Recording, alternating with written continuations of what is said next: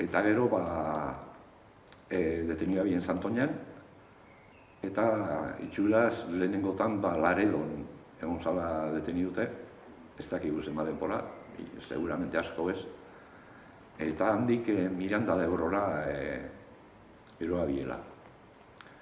Miranda de Ebron ez totuzte dauela datu zehatzik zenba denbora egon zan, eta gero berak aipatzea ban, azken nire egon zala batallón de trabajadores baten campo de aviación Malagan egiten, obretan ero lanak, batallón de trabajadores lan. Dan gutxi gora bera, pare bat urte olako denbora egin zuela. Eta goratzen az ere, berak esatea bela, gerra aurretik soldautzara joan zan. Eta junta injakola soldautza, gerri hasi zan denporan, eta 6 urte eta piku egon zala etxera etorri barik. Zebera, 1913 jaio zan, suposatzen dut, 34 ero soldautzara joan zala.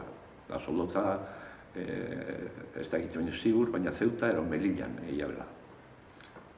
Da soldautzak hau egia denien, handi denpora gutxo oso gutxire gerri sortu zala. Eta orduen berak ezateban hori datu hori, 6 urte eta piku ero etxera etorri barik egon zala.